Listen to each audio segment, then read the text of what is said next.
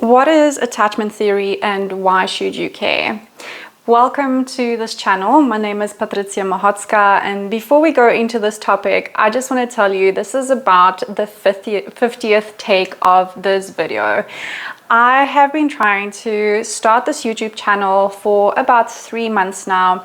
I did a course, I watched a whole bunch of videos on how to do this, and when I did all the things that I'm supposed to do, I ended up sounding like a robot. So today I am coming to you with the very human part that is just me, authentically me, with my little cold sore forming and other little blisters on my face, because there is just never the right time to do things. And I'm telling you this because maybe there is something in your life that you want to start and you're waiting and studying and just being so perfect, trying to get everything to be so perfect that you actually prevent yourself from serving others. And at this point I thought, no matter what I look like, or maybe the distortions in sound in the background because there is a construction just down the road, I think this information that I'm going to present to you in these videos are just so important and they can change your life. And I just really want you to have this information,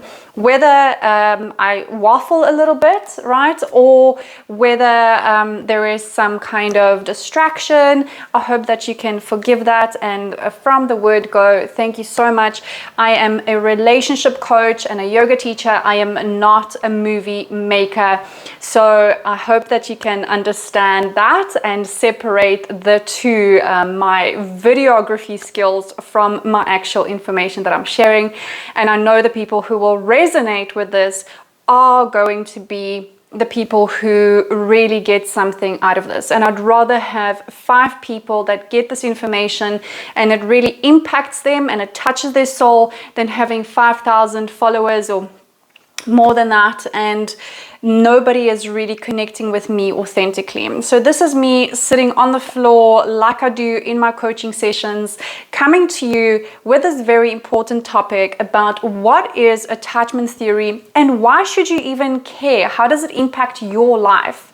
And this is something that I wish I knew from when I was a teenager. You know, I started my journey in spirituality and healing from when I was still in high school. I was really interested in how to move through the trauma that I have experienced, because I had this feeling like there was more to life and that I can actually heal. So throughout that time, I did so many different things, and only when I really got to attachment theory that so many things fell into place. And I think maybe that can happen for some of you as well. So in this video, I am going to cover the 5 main points of how attachment theory impacts your life. Number 2, what is attachment theory? Just a brief background, not getting too technical. Number 3, what are the 4 attachment styles? And number 5, the most important part of attachment styles. I think I got everything in there. Okay, so why should you care? Okay, attachment theory is the biggest influencing factor in your romantic relationships and also every other relationship that you have. The relationship you have with your boss, with your colleague, so your career relationships, how you show up in that space, how you show up as a mother, as a sister, as a son, as every other type of dynamic, as a friend. Every single possible dynamic is influenced by your attachment style, which I will explain to you in just a moment what that is exactly. The other amazing thing that this influences is things like your mental health, your physical health, propensity towards addictions, and even things like eating disorders, okay? Because it influences how you see yourself, how you see the world, how you regulate your emotions, and therefore what substances or what coping mechanisms you have to deal with stress in your life. So I think this is like a huge thing, especially for me, because I dealt with eating disorders, and seeing how the way we are brought up and our attachment style, how it links to food, our relationships with our bodies, with food, is just mind-blowing to me, and it was really like the last piece of the puzzle that I needed in my eating disorder recovery. So if you're interested in me doing a completely separate video on that, please let me know in the comments below. Okay, so this is why you should care, all right? Because it influences every single area of your life. This is not just about your romantic relationship. I feel like the healing that you get in your romantic relationship is like this cherry on the top. Everything else, it's this, the love that you feel for yourself, the calm nervous system that you feel for yourself when you heal your attachment style, the freedom from the monkey mind and feeling of low self-worth, that is just such freedom in your life. And I would love everybody to experience this. This is why I'm so passionate about sharing this information. Okay, so let's go to number 2. What is attachment theory? Okay, so I just want to look at the date here. Attachment theory was created, I think, in like 1958 or 56. Don't get me, somewhere around there, by John Bowlby and Mary Ainsworth. I said that name in the shower so many times, Mary Ainsworth. It was just like such a tongue twister. Anyway, all right, so those two people studied how parenting styles influence kids. So it was developmental psychology. Developmental psychology just means that we look at how humans develop from when they are infants all the way up to when they are adults. So we study developmental psychology to understand how we develop our mind, our emotions, and the relationships we have in our lives. And this attachment style theory, you know, and you might think, oh, this is just a theory. Yes, but it's very scientific. Sue Johnson does extremely profound studies in this field, and she actually calls it a science that is very practical and applicable. But I'm geeking out now with this, so let's get back into something that you can digest and that will make an impact in your life. So attachment theory just influences every single area of our life, and at first it was studied about how kids develop in their relationship with their parents, and only later on were the studies conducted on how attachment theory influences adult relationships. So yeah, I'm one of those people who will tell you it all stems from your childhood. Is it nurture or is it nature? You know that old saga in psychology. Do we come in with a certain character, and are those traits that are really influencing our life? Or is it the nurture that we receive? And I tend to be more on the side of it is mostly nurture. We come in with certain qualities and propensities. And then also we have the nurture, which really entrenches, like brings stuff out in us, okay? So what I mean by that is like we are all born with a fear of abandonment, because we know as infants, as a human infant, we cannot fend for ourselves. So we need to attach to other people in order for us to survive. That's just the way it is. Somebody needs to change us, somebody needs to feed us, somebody needs to look after us. So when that happens and we receive all our needs, and you know, kids have a lot of needs, infants have a tremendous amount of needs. When most of our needs are met consistently, then we start to feel safe in the world. Okay, and this takes me into what are the 4 attachments. So what I just told you about when our needs are met consistently is a secure attachment. That basically means that our parents attune to us when we were crying or just in general, and they try to figure out what is it that the child needs, okay? So the parents don't have to be perfect all the time. Sometimes they misattune, but then they try to attune again. Those are secure parents. And then they maybe pick up the baby and they see like, oh, the child, is the diaper clean? Is it dirty? Do I need to change the child? Do I need to feed it? Does it just need love and attention?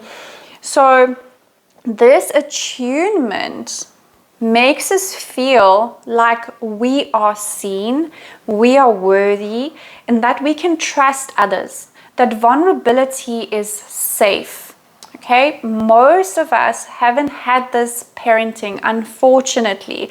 Sometimes we feel like secure attachment is like this unicorn kind of parents and type of parenting. Most of us, unfortunately, due to social economic reasons or perhaps of our own parents' backgrounds and history and trauma that they've been through, they were not able to provide that type of care for us.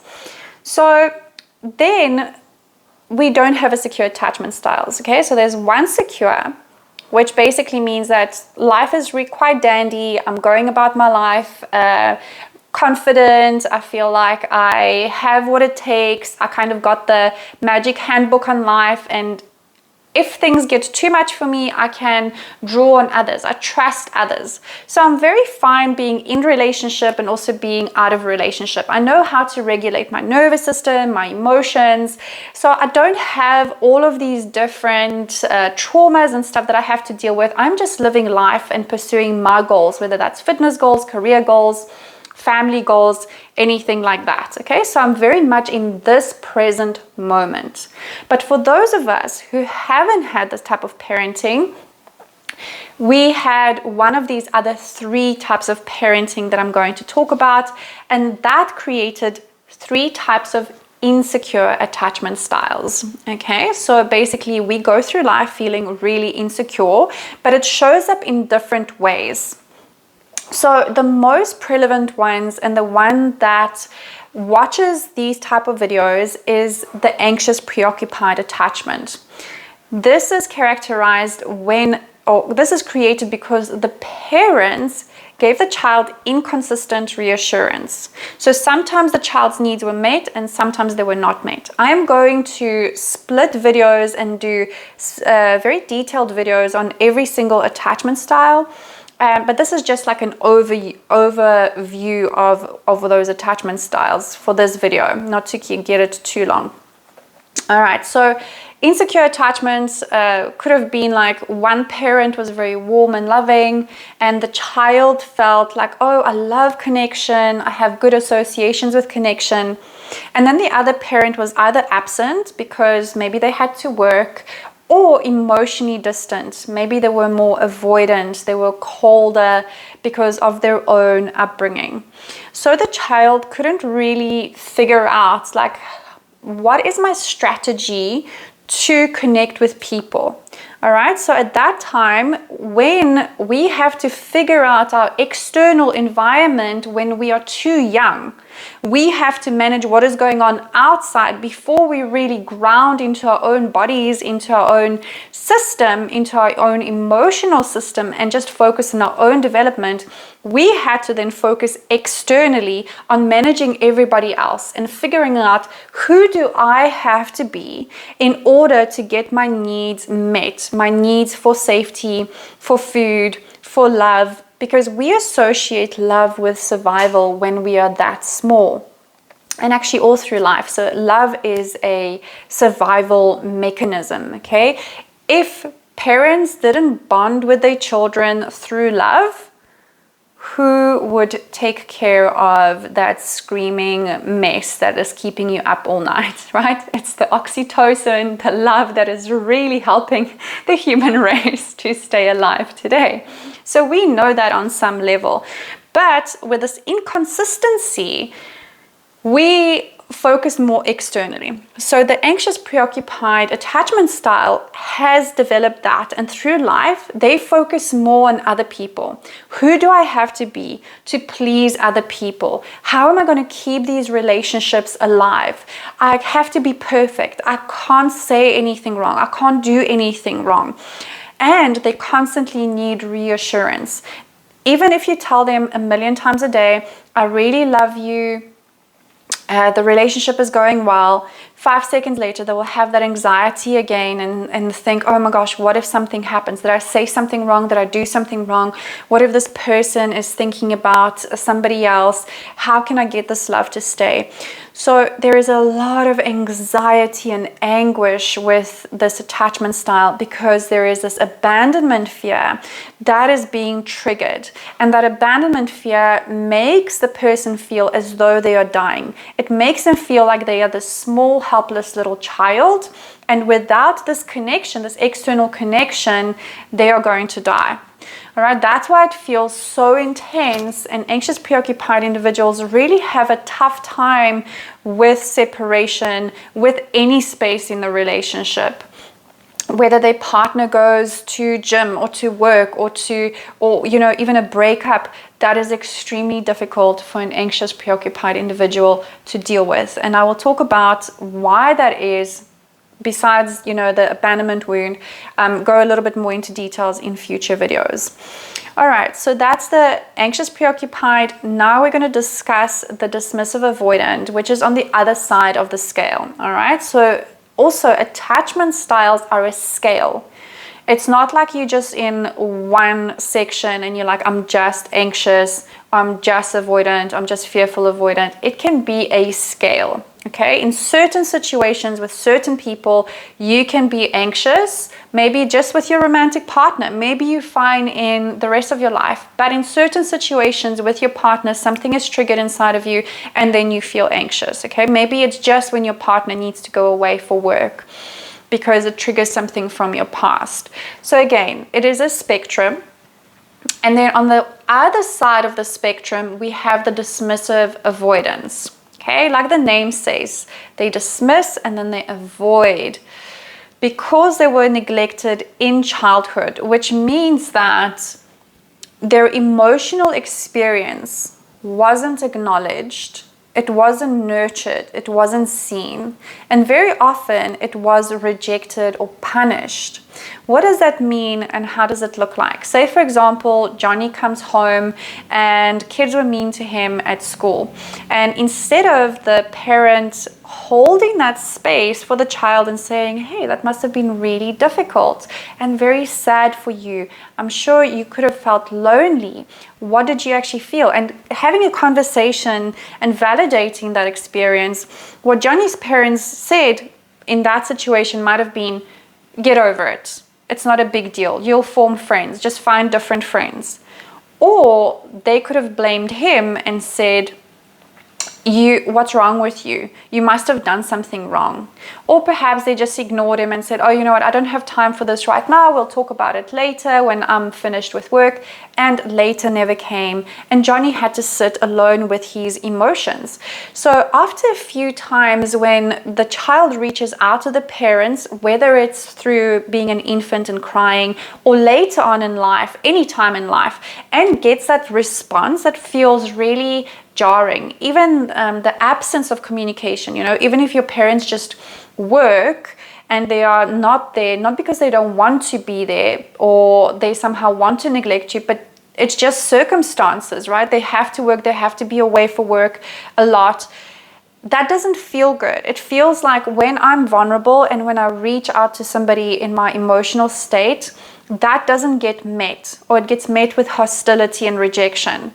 Therefore, I'm not going to seek out relationships. Relationships feel tricky for me. I'm going to hold back my emotions, and better yet, I'm going to suppress my emotions because nothing good ever comes from me expressing it. So people like that become like these lone wolves, and they are emotionally unavailable. Those are some of the names that they are also given. And, dismissive avoidants often get a bad rap on the internet because of anxious, preoccupied individuals who pair up with dismissive avoidants. They don't really understand how this dynamic works, and dismissive avoidants are often confused with people with narcissistic personality disorder. And not that doesn't exist, but most likely it's not that. It's just childhood trauma from being dismissed and avoided when they're neglected when they were growing up. So when they're growing up, they want that emotional connection, right? We all are wired for connection. So everybody wants emotional connection in life, or most people, unless like you're a monk or a nun. And so they go out and seek it, but the minute that there is this closeness and vulnerability, then they pull away, and they don't even realize this is happening inside of them as well, which is really sad.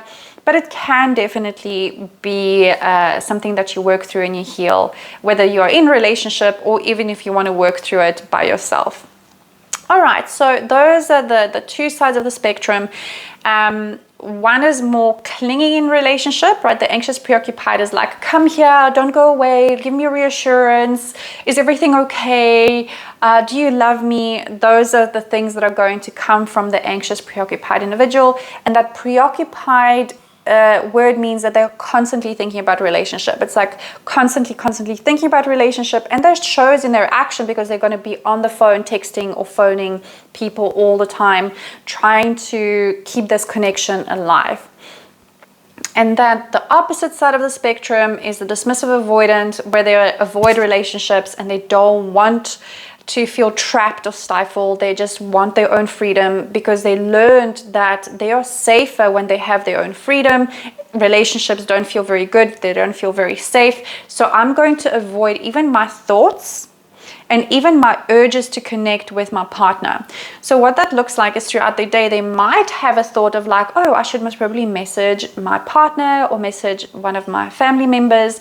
And that protection mechanism that they have in childhood from their attachment wounding is going to suppress that urge to connect. And they will just go like, oh no, they must probably busy, or I don't want to bother them. I don't want to be too clingy or too needy on them. They will call me when they are ready. Okay, so they basically just step away from the relationship a lot of the time.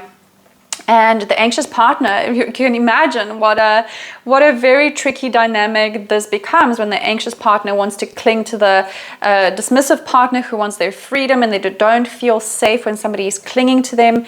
And the anxious partner doesn't feel safe when somebody is not constantly there. So that is the cat and mouse relationship that a lot of us experience in our lives, right? Like one person is running away. There is this pursuer, and then there is this avoidant dynamic, the runner. It's kind of like the coyote and the road runner, right? Perfect example of the anxious preoccupied and the dismissive avoidant dynamic. And it can be resolved. You don't have to leave your partner just because you're in this dynamic. It can be resolved if at least one partner is really, really willing. All right, so now you might be thinking, whoa, I'm kind of like a mix. Sometimes I'm on the anxious side, and then when I have that connection, then I'm on the avoidance side. Or perhaps you look back in your life and you think, okay, with this partner, I was more anxious, but then with my next relationship, I was more avoidant. Usually when this happens and there is this mix of attachment styles, we have a combination that's called a fearful avoidant. And how this works is that the anxious partner got the way they are, or they became anxious preoccupied through inconsistent parenting, okay, inconsistency. So that means they need consistency now. They got inconsistent parenting, that's why they became anxious. The avoidant partner got neglected, that's why now they want all their freedom. And then the fearful avoidant was chaotic. And that means there was no clear pattern of what was happening. Okay, with the anxious, there was inconsistency. So even though there wasn't this like set pattern, the anxious preoccupied individual found a strategy to cope, which is to cling. It's like, if I cling to my caregivers, if I'm very needy, this is how I am securing myself, my safety, my connection. The dismissive avoidant found a clear, clean strategy of, if I don't need anything from anybody else and I'm self-sufficient, this is how I'm going to get my needs met. This is how I'm going to stay safe. With the fearful avoidant, there was so much chaos. One minute the parent might have been friendly, and the next minute something changes, and all of a sudden the parent is angry, or they are drugged up or addicted to something, and and then it changes very, very fast. So often fearful avoidant attachment style is said to be unhealed trauma from childhood. That means the parents might have been addicted to substances or process addictions. They might have been unsafe. Okay, that's the biggest thing with fearful avoidance, is that the person that they wanted safety from and wanted love from, their caregiver, was also a person that made them feel extremely unsafe. Okay, very, very tricky dynamic to deal with. Like, I want to go to my mom or to my dad and get a hug and get reassurance, and one moment it's there, and then the next moment they are the ones that are threatening me. Maybe they are hostile, maybe they are drunk, maybe they are just struggling with their own mental health and depression or manic depression, which is bipolar. So, there could be like a huge number of scenarios that could play into this. Even things like just moving frequently could contribute to the chaos and for somebody to become fearful avoidant. And in all of these attachment styles, I mentioned parenting styles, which are the predominant factor. They kind of form our template of and strategy for how we're going to deal with different situations in our lives as they arise, right? And this template, when we look at our parents, we look at this template of like, oh, this is what relationships are like. This is what it means to be a human in this world. This is what it means to be a wife or a husband or have a relationship. Okay, so it's this template, like this blueprint that gets embedded into us, and the strategy of how we are going to keep ourselves safe, right? So those are the two things, or the three things that I really like to describe attachment style to be. It's a template, it's like a strategy for life. How am I dealing with every single situation?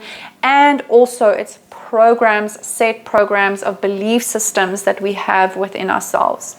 So like I said, there could be like these myriads of ways of how these attachment styles were created in childhood, or even then in adulthood. If you had a traumatic relationship, maybe you were in a relationship with a narcissist or somebody that was mentally unstable or addicted, it could result in you shifting and changing your attachment style. Okay, so attachment style is not something that is fixed.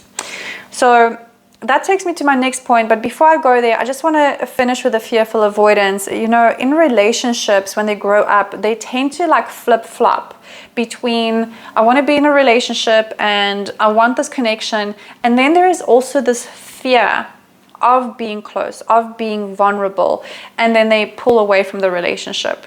So they can shift between being preoccupied and very focused on the relationship, and often they give so much in relationships because they want to prove that they are worthy of the relationship, they want to maintain those connections, and then on the other side they pull away because their fear gets activated. They don't realize the fear gets activated. They think it's other stuff. They just burnt out, or perhaps they get resentful because they have given too much instead of receiving. There can be a whole bunch of stuff that is happening there. But basically, there is just like this come here, go away, okay, dynamic with their partner. And then that brings us to the last point, which I'm going to finish on. The last point is either 4 or 5, that the most important thing that I want you to realize, or that I want everybody to realize about your attachment style, it's that it's not like your horoscope.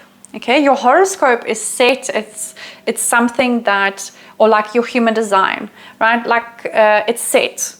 You can't change it. You work with what you got when you were born. Whether you believe in all that stuff, it doesn't really matter. This is not astrology. But what I'm trying to say to you is that your attachment style can be changed. Once we know about our attachment style, we can then progress and create what is called an earned, secure attachment style. And why should we do that? because it will influence every single area of your life positively. I mean, wouldn't it be great to be calm in relationships?